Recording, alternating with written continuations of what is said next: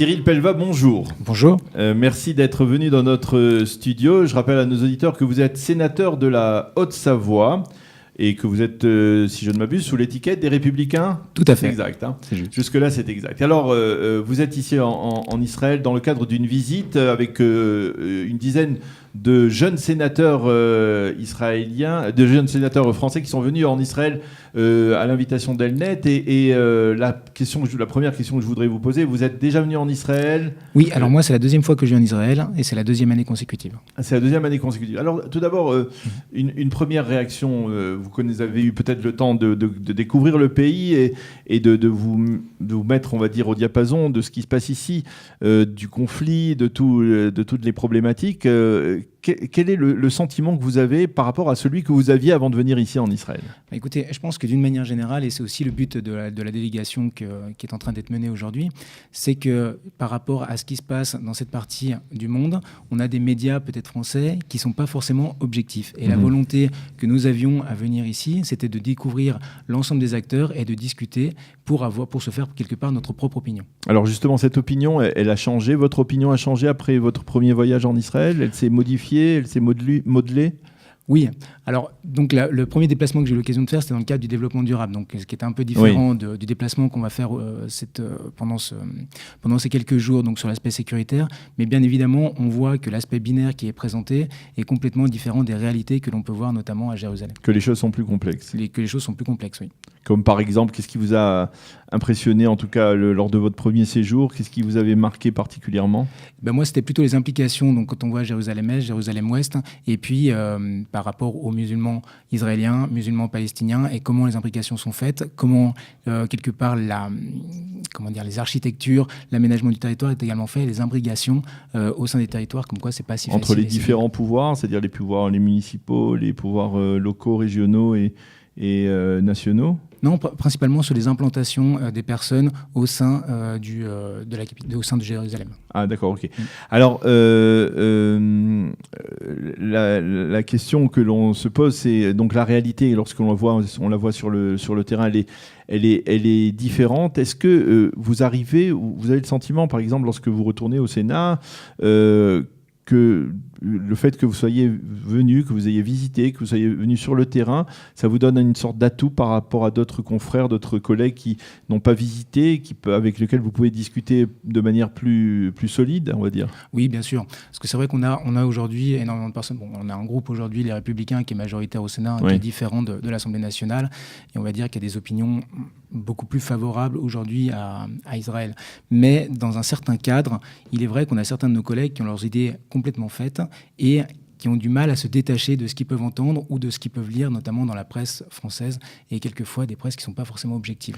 On a vu d'Israël, on a souvent le sentiment que la France, en tout cas les élus français, sont parfois un peu décalés par rapport à la réalité. C'est-à-dire justement qu'ils ne sont pas au fait de ce qui se passe ici véritablement, et qu'ils ont tendance justement à décrire la réalité de manière un peu trop, vous disiez binaire, mais de manière un peu trop simpliste peut-être. C'est-à-dire que, alors que c'est une réalité complexe. Vous êtes d'accord avec cette... Oui, bien sûr.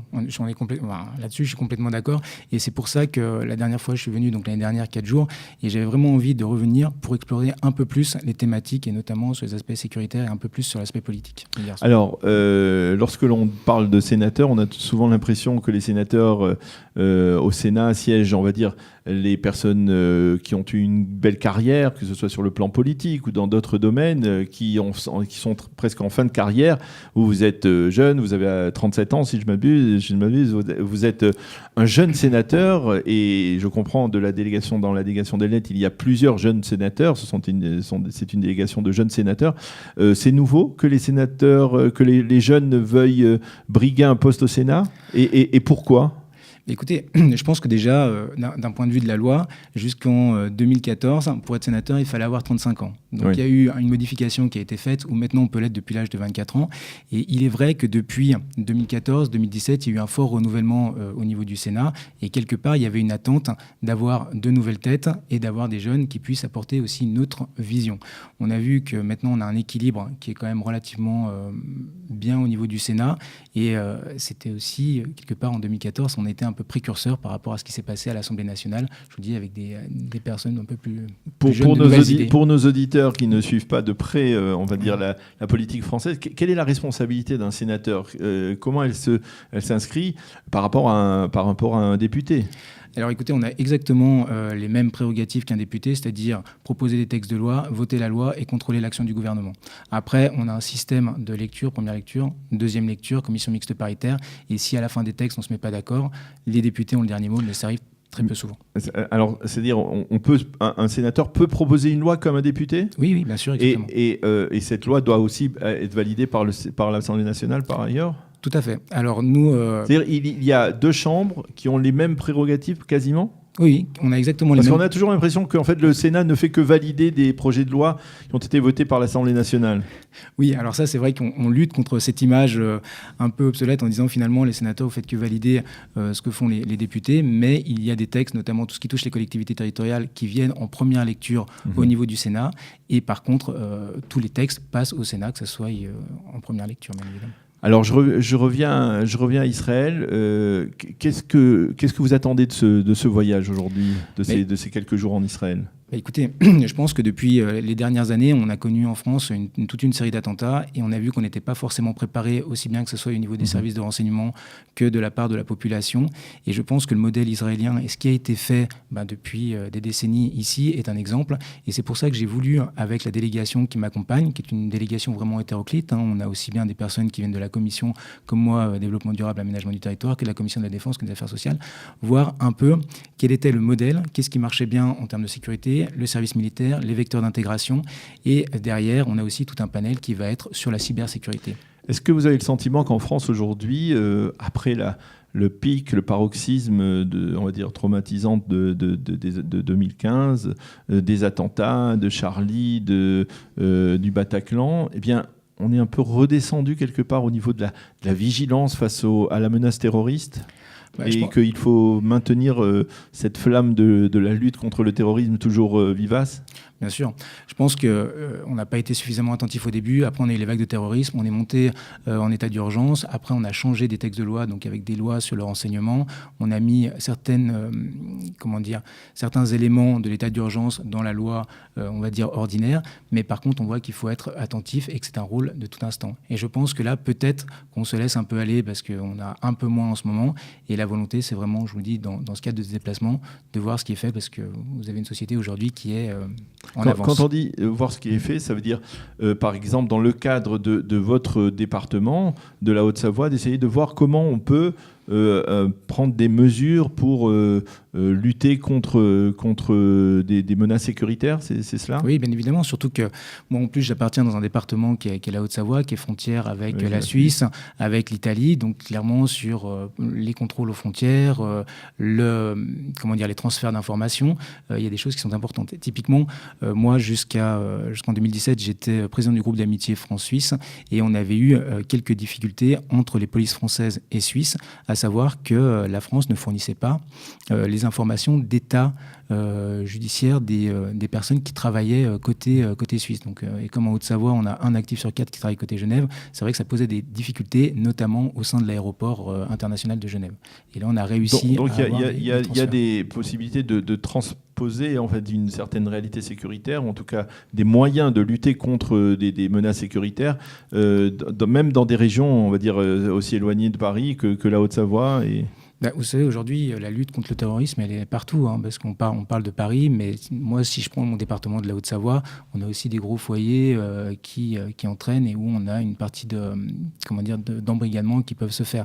Donc, clairement, je pense que tous les modèles sont réplicables et surtout, en Haute-Savoie et dans d'autres départements. Vous allez rencontrer des personnalités politiques au cours de ce séjour? Oui, on va rencontrer deux ministres, donc le ministre de la Coopération et également la ministre de la Justice. Donc ça va être aujourd'hui, donc ça va être intéressant. Et puis on aura l'occasion aussi de faire la visite de l'aéroport. Donc là aussi, une thématique qui est très intéressante. Vous allez pouvoir voir effectivement comment... Oui, bien sûr. Et en plus, au niveau français, je suis en charge d'un rapport sur l'aménagement aéroportuaire. Donc là aussi, il va y avoir une vraie cohérence avec la visite et ce qu'on pourra mettre par la suite en place.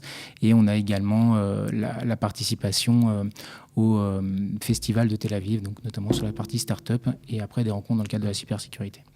Si je vous dis qu'en Israël, on a parfois le sentiment que les Européens sont quelque peu décalés par rapport à ce qui se passe au niveau du Proche-Orient. Je parlais dans la revue de la presse tout à l'heure, peut-être vous l'avez entendu, de Donald Trump et d'une nouvelle vision qu'il apporte pour tenter d'enclencher des négociations, voire même de parvenir à un règlement. Et on a l'impression que l'Europe, et même la France en particulier, puisque pas plus tard qu'il y a quelques jours, Jean-Yves Le Drian a dit qu'il fallait s'attendre aussi à une initiative française aussi.